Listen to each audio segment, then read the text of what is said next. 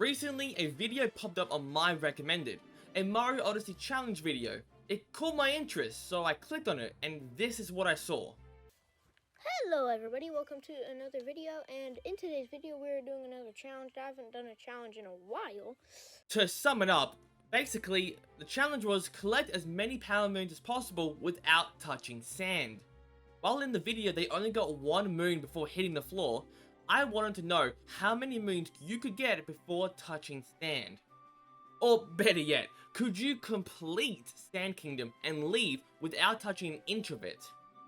Well, this challenge starts us off at the beginning, where we fly in and touch sand. Yep, that's it. The answer is 0 power moons. It's over. But for the sake of fun, let's ignore this and start from the Odyssey. The first challenge actually comes in getting to the town. Luckily, the kingdom is in a state where these ice pillars stick out from the ground.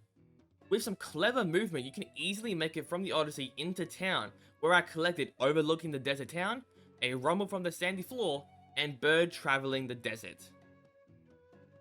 I was also able to hit this seed with Cappy, and by grabbing it on this bit of stone, I can plant it.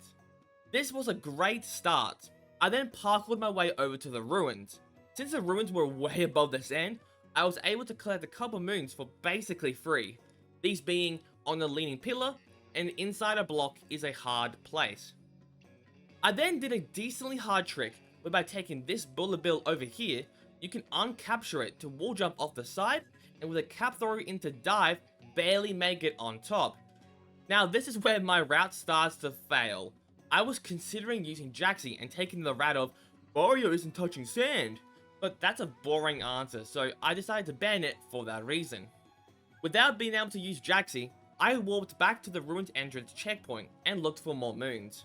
I quickly remembered the 80% route and went and got the from a crate in the ruins moon, and as I was making my way back, I saw a moon in the distance. And so I grabbed the bullet bill again and made my way over to get my 8th power moon on the lone pillar. To get my 9th and 10th power moon, I made my way to the normal story moon spot, climbing the 2D tower and getting the secret of the mural moon, followed by the normal story moon atop the highest tower. With 10 moons down and only needing 6 more, I decided to head to the next story moon, thinking this would be pretty easy. Oh, how wrong I was. As soon as I made my way over, I realized just how much sand there actually was.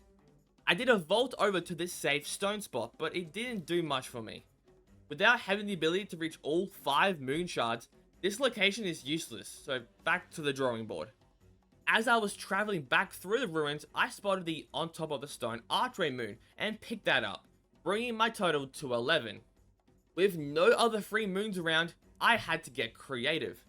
This is when I tried using a clip to my advantage. By holding onto this ledge, you can let go of it at just the right time for the platform to push you through the block, allowing you to jump around in out of bounds. However, it became clear very quickly that it wasn't gonna lead to anything, as the sand extends into this block even if it's invisible, making this whole thing useless.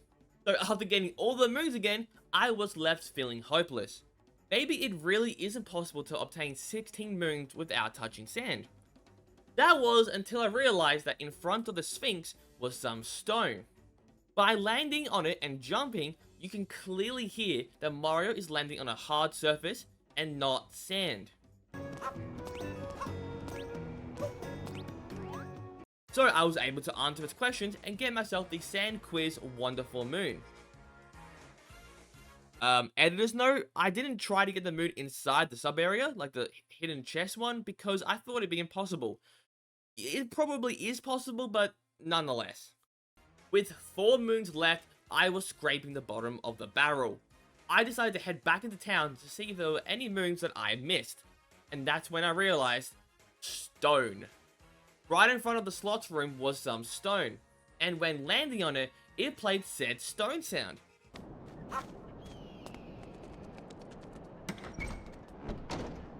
Which meant gambling was on the menu.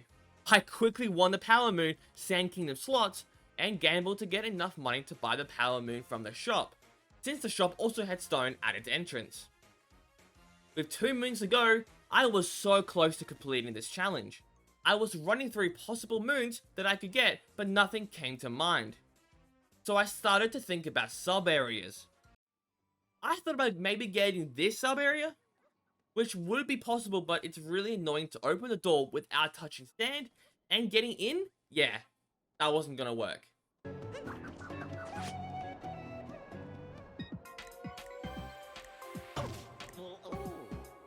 However, do you remember Jaxie? And how he was banned? Well, the ban was because if I used him to not touch sand, then it's cheating. But what if Jaxie never touched sand? By taking Jaxie and going into this sub-area, we can avoid all types of sand by only running on poison. And that's how I can get my last 2 moons without worries of touching sand.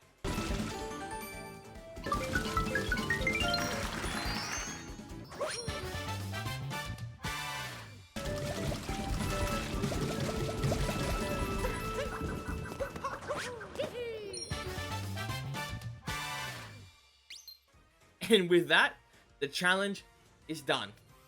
If you enjoyed the video, consider liking and subscribing as I've got quite a lot of Mario Odyssey content lined up for you. Anyway, bye.